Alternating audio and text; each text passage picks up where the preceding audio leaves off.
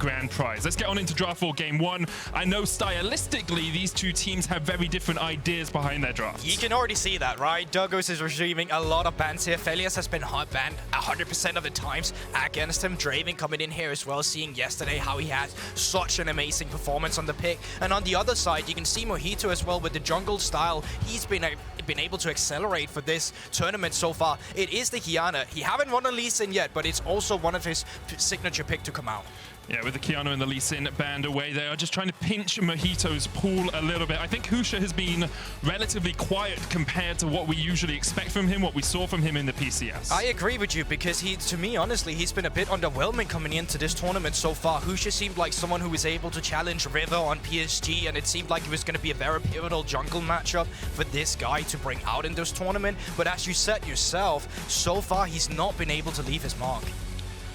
We'll see if this is the series where he can take some action. Lucian will be the first pick, one of our highest pick and one of our highest presence champions across the course of Plains. 95% of games he's either picked or banned, and here Galatasaray, after choosing blue side, elect for this to be their first pick. It's very interesting as well, because it is a pick that requires some play and attention towards the bottom lane if we are acknowledging that it is going down to the bot side. And that would be a bit interesting for Galatasaray, that has been such a top side heavy team so far. It's been what they were doing in the TCL playoffs. It's been what they've had success with on the first day of Worlds as well. But them adapting their style is not something I'm against. And speaking of adapting their style, if this Aurelia does come through on the side of Beyond Gaming, that would mean that they are focusing their attention elsewhere on the map. I love this Aurelia. Of course, we did see the Lilia flex from Beyond against C9. Didn't work out too well for them in the end, but here, Lilia very likely to go into the jungle. Aurelia likely to go up to Liang in the top lane. He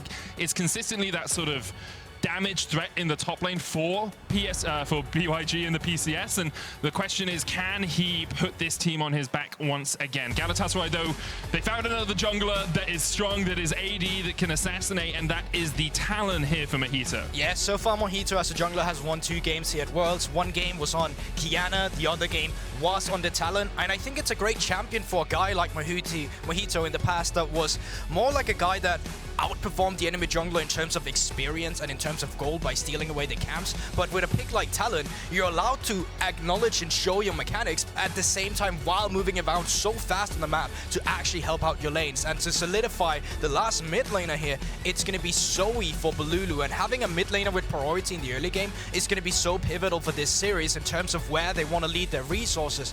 Emily was talking a bit about it on the desk, but the fact that you get to dictate where you want to put your pressure in the early game and what stylistic and top side or bot side you want to play for is going to be super pivotal for the entire series. It's something Balulu's been really good on during the regular season in the TCL as well. 4-1 on his Zoe, 14 KDA on it, and when you team it up with a roaming jungle threat like this Talon, it gives Galatasaray this really strong top side of the map, which is what has worked for them so far in play-ins. Kino going towards the Leona, very strong support pick. I think Kino generally has been a bit underwhelming, so putting him on a tank that has easy engage tools makes a lot of sense for Beyond. Yeah, definitely. And while this Lucian most of the time has been seen go down towards the bottom side of the map, you can still proc the new passive he got with a jungler with some slow or anything, able to open up some CC like a bubble for Rome if Balulu were to go up here. But it's going to be interesting to see. So far, 2 supports have been moved away from the Lucian. Nami, as you said yourself, an obvious ban, and then Alistar as well to deal with some of the aggression you also get from Leona, and Leona specifically, one of the best supports we've been having the entire tournament. She definitely is. As I'm just about sorting out my microphones, apologies for that. There's the Vayne locked in for Beyond, putting a lot of eggs in the doggo basket. A very short range AD carry, actually not locked.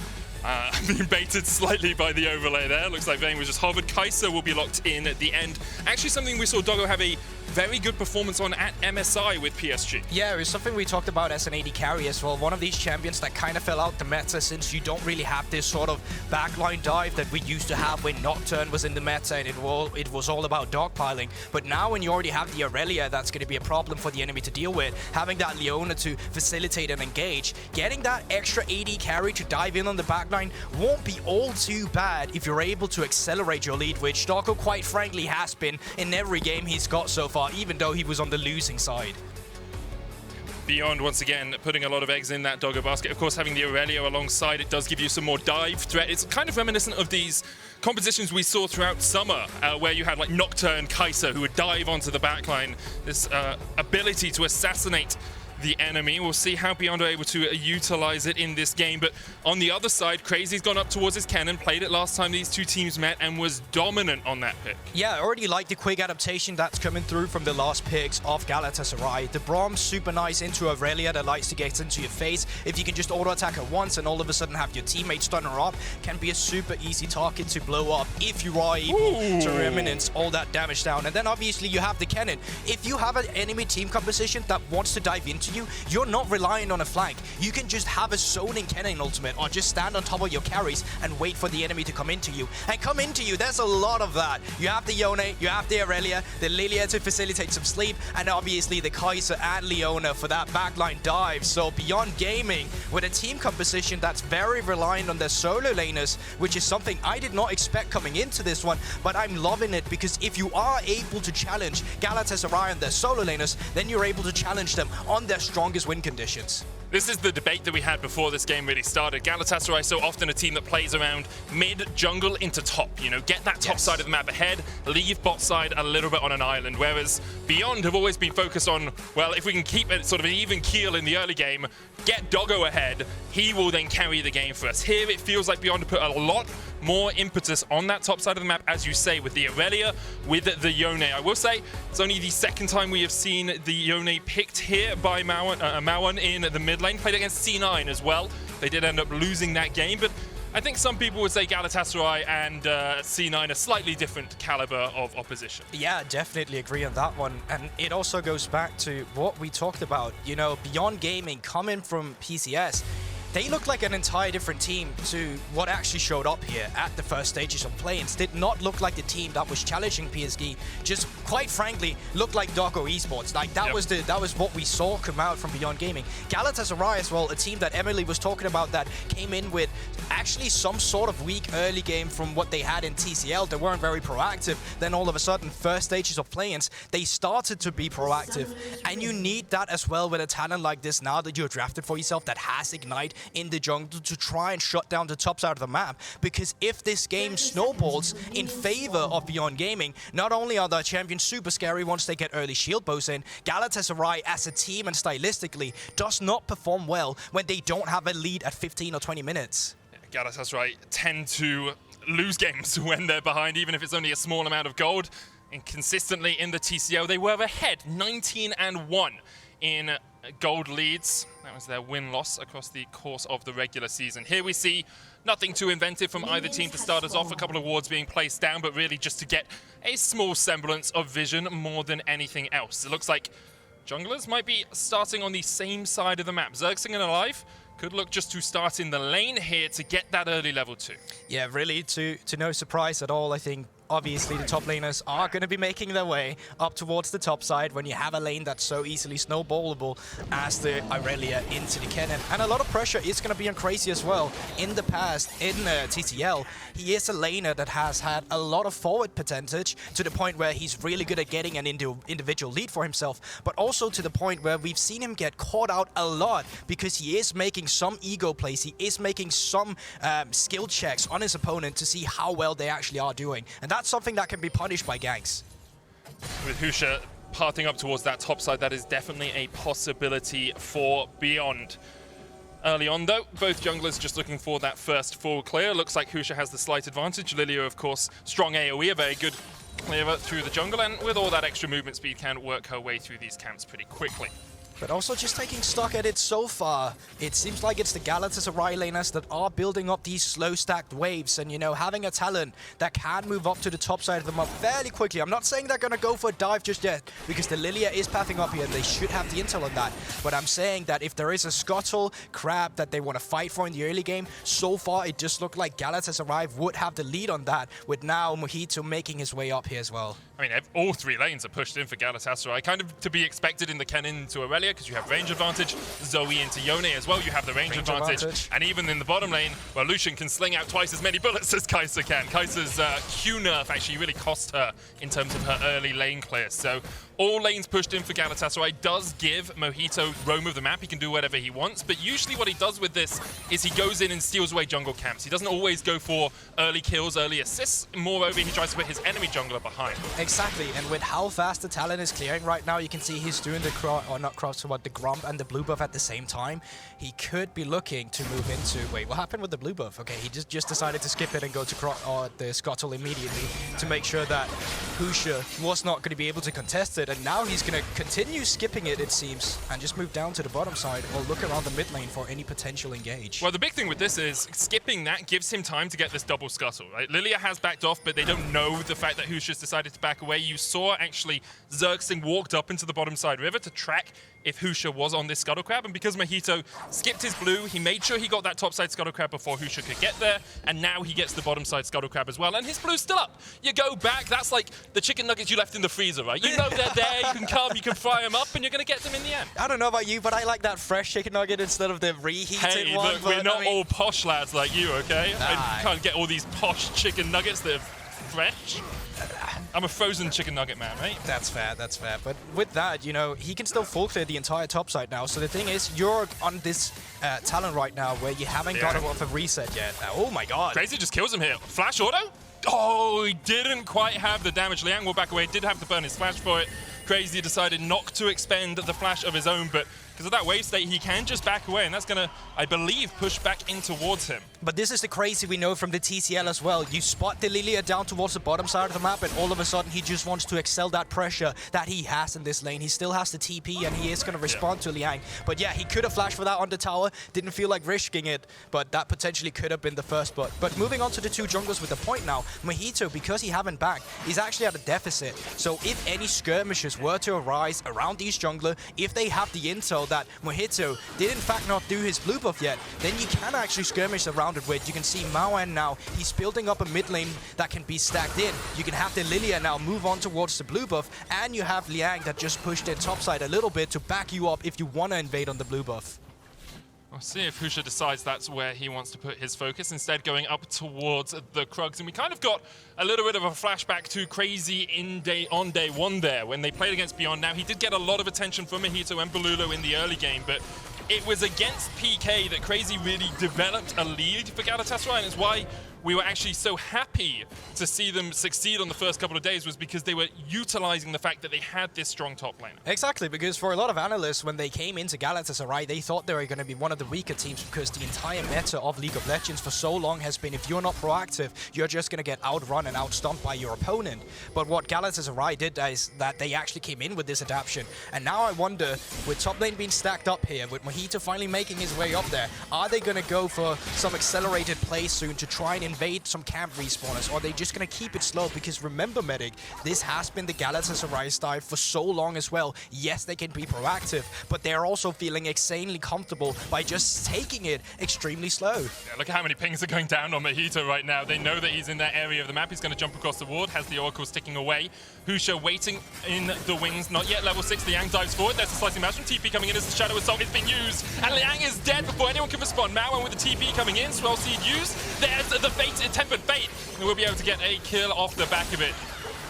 And that Fate sealed there from Maoan was able to get a counter kill, but Beyond Gaming having to burn the TPs to get into that fight. Yeah, and all in all, that's really not bad for Mojito. The fact that he dies there on the top side is super nice, because if you take a look at the minimap, you can see all his bot side camps, they are respawning right now. You burned the TP for Maoan as well, so you can continue with this sort of play. Get Balulu to get priority in the mid lane and move on. And this setup really is super nicely done. It's this stacked wave that we talked about with Crazy that he's been able to build up.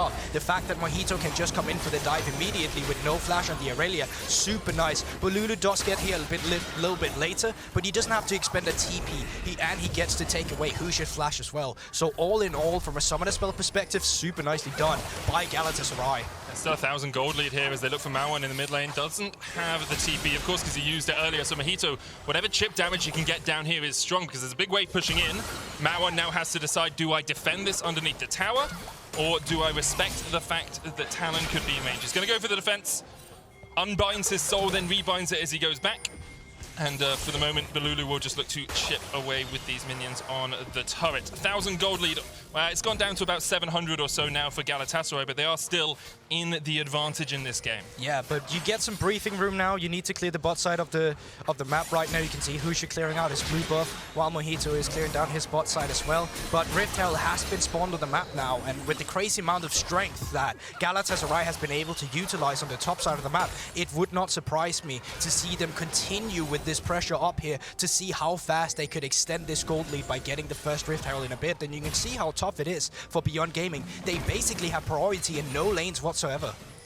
Gold leads across the map as well. 600 ahead for Crazy in the top lane. Only lane that is leading for Beyond is that mid lane. The assist coming over onto Marwan means he's about 200 gold ahead of Balulu, but Balulu still has both those summoners, has the unsealed spellbook as well if he wants to switch towards a teleport at some point. This cannon will be caught by Balulu, so there's no Omega lols in Twitch chat right now. He gets the cannon, gets all the minions underneath the tower as well, and his Twitch chat reputation lives to fight another day. No flash on Liang just yet, remember that, and Crazy has ultimate. Flawless Duet coming out, there's a slicing mouse for the stun. The Flawless Duet second proc will be way too late. Mojito pours himself a drink in the top lane. He's setting up a camp. And that's why I've been talking about Talon for Mojito specifically. He has been such a nice champion paired up with him. He gets to still have this extra CS advantage or get this extra kill pressure on the enemy jungler if he wants to do that. But you also have easy accessible ganks because you have so much mobility.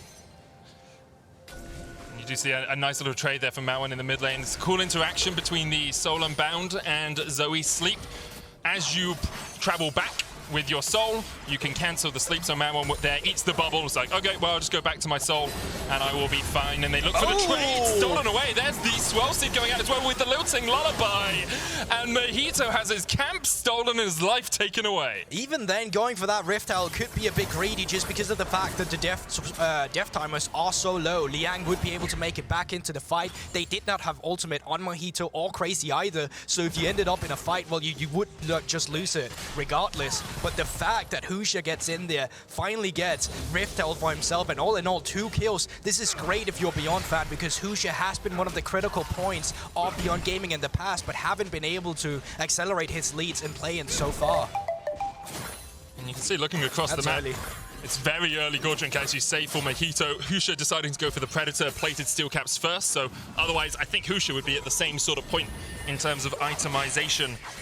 But the worry was for Beyond that Galatasaray, with these early kills in top lane, would be able to continue to snowball the game away from them. And now you've given away the Rift Herald. You're going onto the Dragon right now, but plates are available for Husha if he wants to put this Rift Herald down somewhere. And it's actually even on kills, so the lead for Galatasaray that could have developed has kind of dematerialized. You're completely right, Medic. It was such a nice job by Beyond Gaming by stealing that away, because I want to reiterate what we've been talking about Galatasaray essentially is they need early game leads to win. They don't actually win if they don't have these leads. They have a very slow, methodical style where they like to just choke out their opponents with the lead they have. Take it slow, and that's why the average game time of Galatasaray is one of the slowest we have in play-ins as well. So as a Beyond Gaming fan, you also love this, because usually your win conditions have been doggo towards the mid to late game. It has been able to play around him. Being from behind isn't really the same issue there as it is for Galatasaray. Yeah, we talked about Galatasaray wanting to get that top lane pressure, that top side of the map pressure, and they managed it for a bit,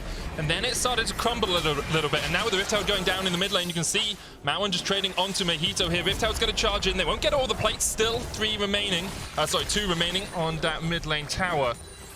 But for Beyond, this is a very nice state of affairs. Gold now even, and although Doggo has been put behind a little bit, he's about 200 gold behind in the bottom lane, he can still be really strong as the game goes on. There's actually a fight going on in the top lane. It's crazy, just solo kills Liang.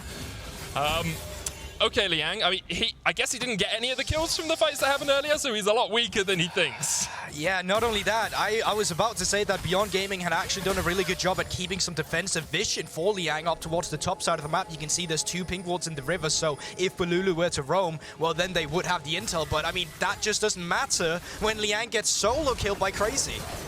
Husha's going to try and defend here, but the stun comes out, and Husha, pops the stopwatch, just survives for the moment, flashes away, the ignite is ticking, ticking, ticking, ticking, ticking, and he will manage to get out of that one. Stopwatch, once again, saving someone's life. Yeah, tick-tock on the clock, not enough just yet, but in the mid lane, the supports were roaming up from Kino as well. Finally, some pressure we see from the Beyond Gaming support. He's been one of a bit underwhelming, really, for me in this tournament as well at the same time, because in PCS, he was so pivotal in getting the top side ahead where they would be able to leave Doggo by themselves. This time around, so far in play-ins, it just seems like that haven't been the case, and a lot of supports have been out-roamed. But speaking of bot lane, I like that cleanse here. He can just cleanse that one out. Kino's going to get turned back on. The Solar Flare only gets the slow as they turn back onto Kino here, and with Glacial Fissure, he's going to have to try and flash away. 150 HP on him. Flash forward, exhaust, stun once again. They try and root up alive, but the Unbreakable from Zergsting keeps Doggo at bay. Killer Instinct, one more auto is enough. Husha coming in from the side as well as the concussive blows will proc onto Doggo. Mojito's here to join the fray.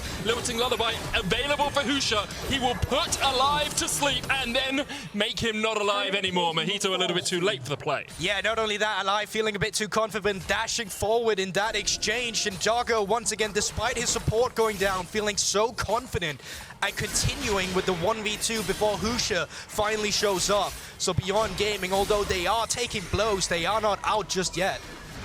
I did see as well Crazy dying during that play. I think Mawan perhaps roamed up towards the top side of the map because he's now got a kill on the board alongside 2 assists. And Liang, because of that, was able to get a couple more plates in the top lane. We'll have another look at it. I'm pretty sure this isn't a pure 1v1, but it might be. I mean, there is teleport in the mid lane, but it does look like a 1v1 from this point of view, Medic. I mean, okay, so here he comes. Balulu ends up joining the fight, Bubble gets missed, and then as soon as Mawan is here, Crazy is caught off guard, it seems. Burns his flash to get away. Fight off towards the top side now as Mawan will TP back in, but being able to shut down Crazy a little bit is very good for this Yone. You can see he's already got Immortal Shield Bow and the Executioner's calling. Mawan, not usually a focus for Beyond. I mean, you could say that about any player on their team apart from Doggo. He's usually the one getting all the gold, but here, he's in a pretty good position coming into this mid-game. I completely agree with you, and you know, we've been talking a lot about Galatasaray solo laners in the beginning of this game, but now reaching this 15-minute mark and we take stat at where they really are. Mawan now finally showing up. I think he was one of the biggest weaknesses in play-ins just because it never really felt like there was any pressure. This time around, he is actually outperforming. No flash on Crazy. No Lilting Lullaby for Husha. There's a Slicing Maelstrom coming out, but Lulu's going to keep Mawan at bay. And it will be all for naught in the top lane. Just like this, they keep the pressure going here. I still like it for Galatasaray, but Lulu, he's willing to give up CS to move up here. He's willing to continue to see if they can get some picks on this weaker top lane with the CC of Crazy. But with Rift Herald spawning in just a moment, there could be more skirmishes to arise. They're looking for alive, no flash, no cleanse, no way out of this one. Solar Flare finds his mark and Kino will take the kill. Zergsting next on the menu as Mawan will join the fray. Want to give this one over to Doggo if you can. Doggo takes it 2-0-2 now on the Kai'Sa. And just like that, this game feels very Beyond Gaming favored. We were talking about how pivotal the early game was from both teams here, but Beyond, one of these teams that would be willing to outperform them in team fights later just because you have Doggo. And speaking of the man, 2-0-2 right now, Kraken Slayer in hand. And it looks like they're finally willing to take these 2v2. They're feeling confident. Just like the top side of the map is becoming now. Rift Herald is up and available. You can see on the minimap Medic, Doggo, Kino, they are moving up here to join the fray. It looks like Galatasaray will not fight it at all. A 3,400 gold lead now from Beyond after what was a very explosive start for Galatasaray. They continue to fall deeper and deeper into this hole, and some of these plays look like someone has given them a shovel at times as well. Rift Herald picked up now for Husha. He can use that wherever he wants. They're going to give over the second dragon for this. They know that they don't have any bot side pressure, so Doggo and Kino just went straight to mid. Mawan's now going to catch the bot wave, but Beyond will be very happy with this state of affairs. You can crack top lane tier 1, you can crack mid lane tier 1, and it just opens up the map so much more. Mid lane is already cracked, and that's the big thing, because now you get to push in mid lane. That has a response. You can see Balulu has to be there and be that response. And now with the priority, they can move Kino up towards the top side and try to fight for this tier 2 with the Rift Herald. And honestly speaking, I think they should just be able to get it. It's a lot of gold that would go over to Beyond if they can. Balulu there misses the Sleepy Trouble bubble. Tower not quite falling, respecting the fact that Crazy has the Slicing Maelstrom, and in the end it will go down. Balulu once again poking with the paddle staff from across the wall, but that poke really isn't too much at all for Liang. He shrugs it off like water off a duck's back. 17 minutes into the game. Beyond very much in control of this one, and it only gets better for them as this game goes on, because a player that's been relatively quiet until the last couple of minutes is Doggo, but now he's sitting at Kraken Slayer, he's building up towards his next item, he's in a very strong position to actually start carrying these later game team fights. He definitely is. Doggo's so pivotal for this team, and you know, he's that kind of player that doesn't mind waiting around either. He knows when he feels himself in these team fights. We saw it on the Draven yesterday as well. Honestly had a very slow laning phase up until the point where he started having his teammate members suddenly collapse on him, play for him, and that is who Doggy is. Look at that damage percentage, 38.9%. That should, okay, so we were talking about this, and we have seen AD carries have this in singular games, but as a statistic over multiple games, this is absolutely insane. This stat isn't there either, but Doggo also has the highest kill participation on his team, and that is almost never the AD carry that has that on a team.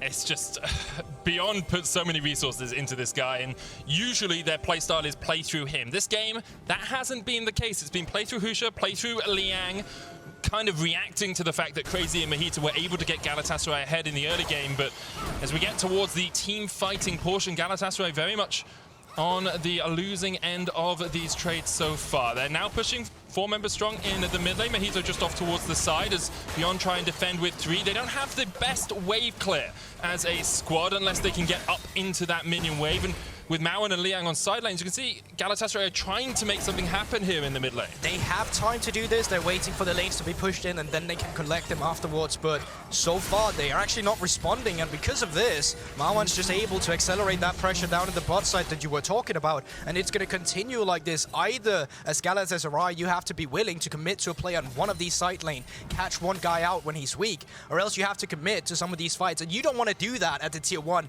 at the mid lane, which is almost 100% going to favor Beyond Gaming. So for Galatasaray, you can see they are feeling a bit desperate to find this fight, but we have Drake at 2 minutes. They already have 2 for themselves, and this needs to be one of these team fights that they need to accelerate this pressure. They have the tools, they have the cannon, they have the talent, and they have the from.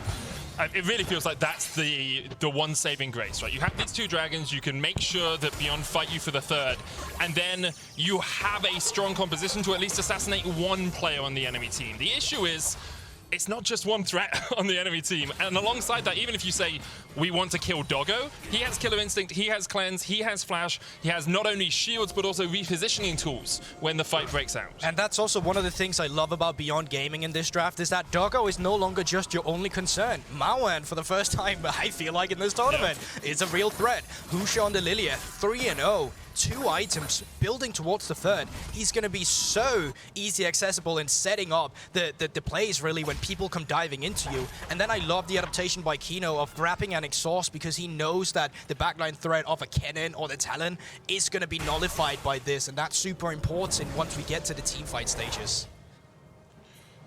Beyond very comfortable in this position in the game, following in the footsteps of PSG, who made it to the group stage last year through the play-ins. I think a lot of people will look at Beyond and wonder about their group, like their play-in group performance. A little bit disappointing for a PCS team, but it's hard when you're in the shadow of PSG, because PSG are so consistently a step above everyone else in this region. I think people over-expected from Beyond as they look for a fight in the mid lane. Solar Flare coming out, Alive's able to dodge away. TP's now used by both teams. There's a flank here for Beyond, but already Kino's dead in the slicing. Maelstrom will rip them asunder! Vanguard's Edge does nothing. Lian immediately exhausted. Mauen trying to trade in here, but he will be shut down by Mahito. And Galatasaray, seemingly out of nowhere, find the fight they were looking for. And that was just so overforced for the side of Beyond Gaming, and it looks like Bululu, he's not even done yet. You are up against Doggo, and you are going to have to bail out after that one. Doggo doing some good trading there, but that was Beyond Gaming looking for that fight. They were the one who flashed in, and honestly, it leaves me with some question marks, because they were the one who was pushing in the mid lane. They were the one with vision control around to Drake, and you could have just waited for Galatasaray to come into you rather than moving on the support here. Really questionable plays, really. Just a call that shouldn't have been made there by Beyond. And Galatasaray very happy to take everything that Beyond have given them here. You can see, as you say, it's TP into Kino Flash Solar Flare. It's super interesting because the TPs are not coordinated either. Solo laners are TPing at different times, so as soon as Liang finally joins the fight, it's already over. He flashes in to make the Aurelia highlight play, but you're not getting anything out of it. And now they've started up Baron. Doggo having to cleanse. The third dragon was secured here for Galatasaray. That means Ocean Soul, 4.5 minutes away for them. They are still a little bit behind in terms of pocket wealth. 3,000, 4,000 gold. Thereabouts the difference between these two squads, but we've seen Galatasaray, if they can get a good engage from Crazy, if he can get onto that backline with a slicing Maelstrom, he just rips through Beyond. That's also an example of how it looks like if you're able to split up the members of Beyond, if they're able to come in at disjointed times, because as a whole cohesive unit, diving onto you with the backline dive, there is some Beyond Gaming, they're super difficult to deal with. But if you can pick them apart, then suddenly that job becomes way easier. And now it's come to the point again where Crazy, once again, is in charge of these side lanes. You can see Galatasaray as a unit are playing these two lanes because they can afford themselves to do this. Maoan is pushing the bot lane. It's going to take ages before he reaches the tower, and because of this, they get time to play around with. They get time to be proactive. Shadow Assault onto Liang. He's going to use the Vanguard Stage and try and dive back onto Mojito, who is dead. Liang in the 2v1 manages to get away until Balulu flashes for the final auto, but now Beyond know they have a man advantage in the mid lane. They know there were 3 players from Galatasaray on the top side of the map, and they've been outmoved here. This is a tier 2 falling in the mid lane. Beyond can now back away and get vision around the Baron as well. Yeah, completely right, Medic. They used the extra time where they saw so many members of Galatasaray. They overreached. It's fine to go for the first turret, but once you leave yourself up towards the tier 2 turret, it gives Beyond Gaming so much more time to capitalize on the bottom side, and now they are waiting around. Alive still has cleanse and flashes. Going to use the flash to try and get away. Xerxing trading in with the Glacial Fissure. Fate won't be able to find its mark, and Maoan walks away. For the moment, though, Beyond just looking to get those summoners out of Alive. They know there's 2.5 minutes on the Ocean Soul, and if you can make Alive burn his flash, it's a great move. We see the Swirl Seed go for a little bit of a split there. Husha isn't going to win any awards for his bowling today. Yeah, the fate not quite sealed just yet, and as you talk about with the summoner spells, Medic, they are soon to be up as well. Crazy potentially would have it up for the next strike, but the same can be said for the rest of Beyond. And here we see it again. Going for the first pressure you get of pushing the tier 1 turret, it's completely fine. But continuing on the dive then really leaves open the rest of the map. Even if Liang ends up going down here, you've already spent so many resources up towards the top side of the map. You had Xerxing moving up as well, and realistically speaking, you only had Alive left to defend your tier 2 turret in the mid lane, so it really left open the rest of the map. It really felt like Mojito and Balulu just overestimated the damage they could get through. You have to remember that W Defiant Dance on the Aurelia, that reduces, up to like 70% physical damage while it's being charged, and up to 40%, 35% magic damage while it's being charged if you max it out. So obviously Liang won't have it maxed here, but there's a lot of damage reduction coming from that singular ability. And because of that, Mojito pays for it with his life. Second item complete now on Balulu, though he has that Rabadon's. If we see Galatasaray in a position where they can poke, where they can get some of that chip damage down first, can put Beyond in quite a difficult situation to fight, but Beyond will be very willing just to run straight at Galatasaray, assuming they can keep Crazy at arm's length. And this now, the next minute, also becomes a battle of control, Medic, because it is that Drake that respawns in 1 minute. It is that Baron that still can be fretted, especially because Doggo is on the Kaiser with 3 items and the Rage Blade. So you can see right now, Beyond Gaming just taking over control of the entire map. They have the top side in a favorable position. Bot side is slow pushing in towards them, but right now they don't care about that. Right now they only care about the mid lane control to just threaten the Baron, threaten the potential Drake. Of course, that Scuttle Crab helping Galatasaray out quite a lot here, as they know Beyond can't be walking straight towards it. Husha caught with a Sleepy Trouble bubble. Takes about a 1/5 of his HP, and Crazy now in a really good flank position here. He's on a control ward, but pops out a shuriken there and will be spotted. Doggo down, lost about 500, 600 of his health. Galatasaray continue just to step back into this fog of war. That ward is going to help out Beyond quite a lot, but it's immediately swept away by Crazy. You can see the sweeper on the Kennen, sweeper on Mojito, and sweeper on Xerxing. Definitely helping in Galatasaray gaining vision here. Beyond trying to set up around this dragon. Ocean Soul up for Galatasaray. In 5 seconds time would be Beyond's first dragon of the game, but Galatasaray are looking for this fight. Oh this could my be lord! where the battle's won, as you say. Husha forced away, can heal up from jungle camps, but there's a sleep once again onto Liang, and Balulu continues to land these. Liang forced to walk away. Hush is healed up, has used the smite, but has another one coming in about 10 seconds time. Galatasaray now have control of the battleground, control of this war zone. Beyond in that bush, just trying to hide, trying to keep Galatasaray guessing as to where they could be. Husha still there, Liang back, but look at the damage from Balulu and the fight begins and the Ocean Drake is secured. TP is coming in, and Beyond, you have to take this fight right now, because otherwise you're just going to lose to the Ocean Drake. Flawless Strike coming out, slicing out from Muse as well. Doggo diving into the back line, and there's damage. Mawan takes one. Liang's able to get a kill up towards the back, as well as Husha tries to dive onto Alive. Balulu's Xing and Alive, retreating, stepping back, walking away from Beyond right now, but Husha still on the chase. No losing Lullaby, but he gets the slow with a swirl seed. Kino doesn't have flash. He will go in for it. There's a Flawless Strike, but there's stopwatch from Balulu will keep him alive. He manages to get a 1-for-1. Alive and Zergsting now backing away. Will they try and contest at this Baron? They're going to go for it. There's still 20 seconds on towards the solo laners of Crazy here. He does have that teleport with this Baron. It is going down fast. It is Doggo, so they need to neutralize him. Cleanse have been issued. Cleanse away from the Winter's Bite to the slow. That's the Baron low. Husha, no smite, no smite, no smite. Alive, alive, but not for very long. Shutdown comes in. Husha keeps the Baron aggroed, and Beyond play that about as well as they could. They take the Baron and they take down Alive and Zergsting. And what a crazy turn of events really throughout the course of the first Drake fight that we get. It's such a split up fight, and all in all it really just comes down to the fact that Mojito, he's able to get in here untouched. Very early smite came out from Mojito, and once the fight breaks out, they are so split and they're just getting collapsed up from multiple ends. You have 3 members to the right, 1 from the downside and 1 from the north side. So after this, super easy for this chase down potential. You get in the swirl seed, you get from Kino's flash to get Balulu, and then afterwards turn on the Baron. Good flash Zenith Blade there to make sure they can catch up Balulu. And he's about to go to sleep, but Kino able to find its mark, and then the Baron fight afterwards. Good thing for that, of course, is it means Beyond can once again look to this 1-3-1 if they want it. We saw it for a brief window earlier on with Mawan and Liang in side lanes. Liang doesn't have teleport though, so has to be very aware of the fact that he couldn't join a fight if it did begin. But now it also leaves that priority open here for Crazy with his own TP if they are splitting it up with some flank wards. So while the Baron buff is issued by Beyond here and the Baron power play has been active, then there is still the potential of you getting collapsed if you open up the map too much. So you always have to be ready. And that's why you can see right now the only member they're feeling comfortable split pushing with, it is Mawan, because he is the only one with that teleport active. Steps forward into the Galatasaray jungle. Galatasaray on the back foot, 6,400 gold behind, but they do have that Ocean Soul. And we saw how much healing it can do just in the last fight alone. 3 minutes on the Elder.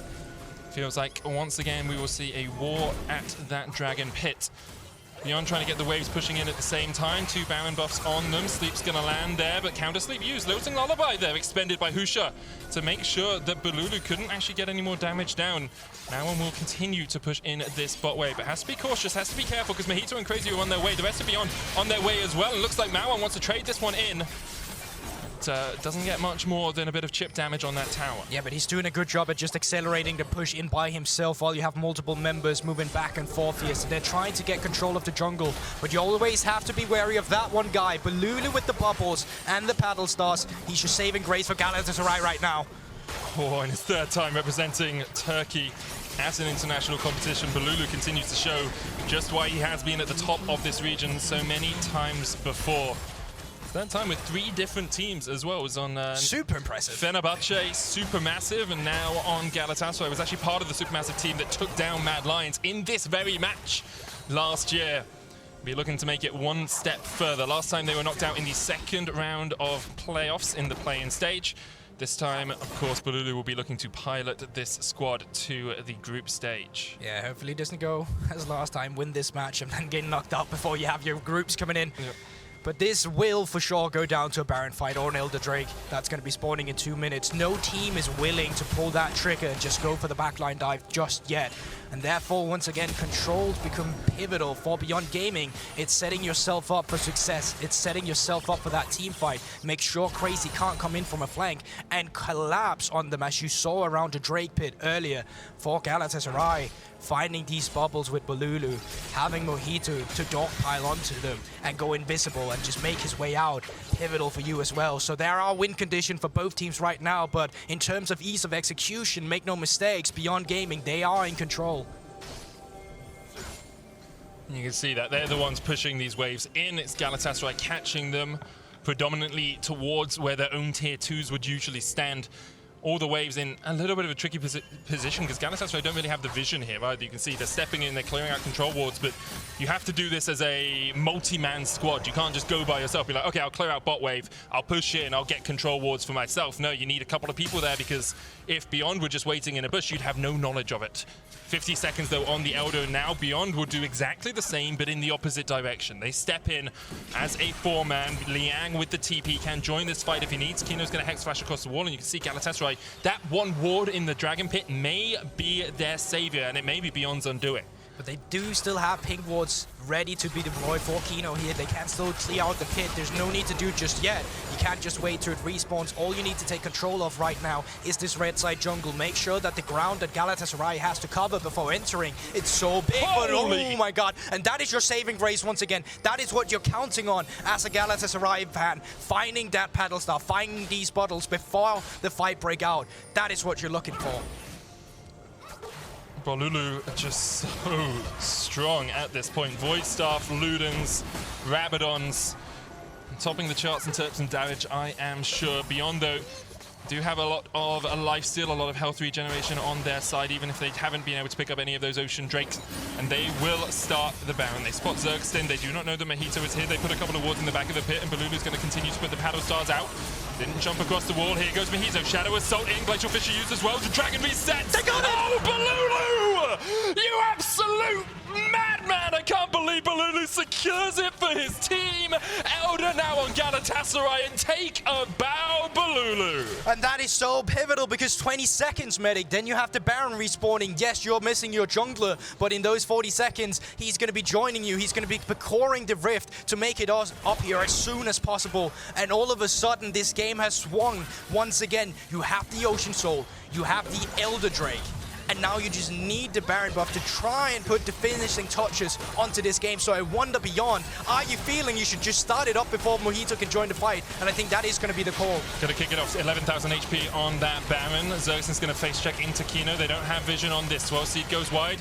That Baron's gone before they can even get there. Solar Flare coming out as well. And perhaps Beyond will look to take this fight. Bait sealed into the sleep. Into Doggo diving into the backline. Balulu flashes away. Doggo goes godlike. Crazy retreating from this as well. And Galatasaray will just want to save every man they can. Zergstin trying to trade onto Kino here. A couple of auto attacks would have been enough with that Elder buff. Ticking. Kino will manage to survive. Doggo almost eats a paddle star. Crazy goes in. Slicing Maelstrom. This is a perfect decision here from Galatasaray because they know they can get Doggo caught out. Shadow Assault across the wall, and there's the shutdown. Now the AD carry's dead. Mojito still diving forward. Oh! Give this man a gold medal, TCL, because he's putting you on his back this game. Balulu slept on the backline with the looting lullaby. It's a double slip coming out, but Crazy can just put the damage down by himself. Kino's down, shut down. In the end, Liang's going to try and dive back in, but Balulu, the paddling, he's just slapping them around right now. Liang goes to sleep. The stopwatch is popped. The GA goes down. And Balulu, he is not done. In the heat of controversy, he doesn't miss. In the heat of battle, he doesn't miss. And Balulu for Galatasaray is the man of the hour, keeping them alive. He stole the Elder Drake. He keeps finding these paddle stars for them in these fights. And together with Crazy, the solo laners once again are keeping their hopes alive of taking the first game in this best of 5 series. It's the poke coming out from this Zoe that just constantly changes this landscape of fights in favor of Galatasaray. They are 5,000 gold behind. They've been 5,000 gold behind for the longest time, and I just want to draw your attention back to that decision to dive on Doggo, because that's what really changed this fight around. Yeah, but I actually feel like this Baron call in the beginning from Beyond is so good because the death timers get so skewed. You have Mojito that's first respawning now. Now you have to wait for Liang that takes another 50 seconds, and because of this, you would have to wait for so long with fighting the Elder Drake. So as Beyond right now, I think you're overreaching a little bit. You got the Baron, you got 2 kills, and once you get split up in the enemy jungle, you allow Crazy to collapse on you. Remember, these champions are so mobile. Balulu, he's stealing away the flash. Mojito's a talent, of course, all over the entire map. And because of the Ocean Soul, they also get to take these fights so extended. They win out on the War of Nutrition. And once again, Balulu, you just have to compliment his prowess in these skirmishes. I would also say, a fed Zoe with Elder is flipping broken, man. It's like, how much long-range damage do you need right now? Zonya's complete for Balulu as well, so he's even more slippery, even trickier to kill. And once again, Gorburg, it feels like we're going to get to the point where it's another Drake or another Baron. Like, this game is likely just going to stall out until either another Elder or another Baron fight. It's becoming no man's war here. You're ducking out your trenches with the war, fog of war you are creating for yourself here. The vision pockets, that's going to be so crucial because, once again, as Beyond, you're still very much in this game. Yes, the enemy has that Ocean Soul, but you have that gold lead. If you're able to pile down on a member and execute them immediately, turning onto an objective, then it's looking really good for you. But once again, Galatasaray's Balulu, he is that thorn in your side. He is that one poking you out while you're looking for this vision. To take it back to the last Elder Drake medic, you talked about that singular ward that I was like, you know what, nah, they're gonna clear it. But they didn't. And because of this control, Galatasaray was able to come in with Mojito, with Balulu, and steal it away. So going into these next objectives, going into these next couple of minutes, you want to see Beyond Gaming not make the same mistakes. Well, let's take a breath before the storm, because it's waiting on the horizon. You can see thunderclouds in the distance, and you know we're about to get a little bit electrified. Crazy will be looking to dive onto that backline. No flash for him for about the next minute or so, but it will be up around the time the Elder Drake respawns. And now it's actually Galatasaray on the front foot. You can see Beyond giving a little bit of ground, moving back their trenches because they know Liang is pushing in this side lane. Eventually someone will have to answer that, but I'm not sure Liang is confident enough to actually pressure that inhibitor tower. It is chipped away, but he can't really step up there and start slapping it. It's also the fact if you don't have vision on all members, Mojito can be in the side lane and be back at Drake in the span of 20 seconds. Yep. So you really want to make sure that you're not the man costing you the team your lead in this one. And as you said yourself, the only reason it becomes a bit slow, it is because that they are extending their pressure out on the broader map. But for Galatasaray here, take notes to the wards behind them, because this is the important part. What they used their time with when they had that mid lane priority was to create potential flanks for Crazy to come in with the cannon, and has still not been cleared out. So Beyond Gaming, if this is not cleared out, this could be a fatal flaw in your promising plan. Crazy is on a ward here in the mid lane though, so if he backs off to about this position, then TP's in, it will be known. Now he's going to step into the fog of war. Beyond have priority over that mid lane so they can push into this jungle. Mojito still waiting in the wings. Importantly, Galatasaray do not have a ward on the dragon itself, so they don't have that sneaky little bit of vision they had before. Husha has to flash across the wall. Xerxing now stepping forward. Galatasaray emboldened, emblazoned by the fact that Balulu continues to land this poke, can push themselves into the river, but it's through a choke point, which is always a little bit tricky. Husha back to about full HP after healing off a single camp. Why on earth champions can do that, I will never know, but he's done it for now. Elder Drake started up. Husha, no smite on the Lilia. Dogger's gonna keep it aggro, but now Balulu once again. Kino down to half HP. That's the tank. It is a Zonya's Leona, so not as tanky as perhaps she might be, but you can just see the damage that Balulu can do by himself with a single paddle star into the sleep. Fate Seal will get him away, and Mawan will be just outside of range. That Elder is still ticking away. In fact, it's not, but Galatasaray didn't know that, and nor did I. We were in the same lack of vision as they were. Liang pushes in the mid wave. Look at where the waves are. Bot lane pushing in towards Beyond. Pushing in towards Galatasaray. It's becoming so tense, and at this point, Galatasaray, they've opted up to just fret them forward, but at this point, they're just backing off completely. It looks like they want to be the one who's turning onto them. They want to be the one forcing the fight, but Kino, he's alone in the front line now. Husha, smite, no flash. They do see the Elder, 6,000 HP on it. Husha with the swell seed, alive dodges away. TP coming into the mid lane, that's Liang going to try and join this fight, but that's 4,000 HP already on the dragon. You can see Galatasaray are looking for it. It's taken, alive will secure it, and now the Elder Drake means that Beyond have to run for the hills. They have to run for their lives because already one of them has died. Husha down. Liang puts the Vanguard's edge out, has to flash the wall, but Mojito's on the chase. Doesn't have the Shadow Assault, but can still force himself forward here. Liang falls asleep, and that Guardian Angel's more like a Guardian Devil, because Galatasaray Galatasaray very willing to take you as soon as you die after it. Now, 19 kills to 19, Galatasaray will force themselves down this mid lane. And Beyond Gaming, you can't forfeit an objective like that. Once you've started it, you have to flip it. If you don't flip it, then the enemy will just take it. And that's exactly what happens. And now, still the Ocean Soul, the second Elder Drake, and Balula now with a flash in hand to execute anyone with a single paddle star. Gotta give credit to Mojito and to Galatasaray as a team. There were a few fights around these objectives where they were behind, but they secured the Soul, they secured the first Elder, they secured the second Elder, and they continue just to push forward here. The Nexus Towers are the targets here, and they will fall. Galatasaray from behind strike first against Beyond.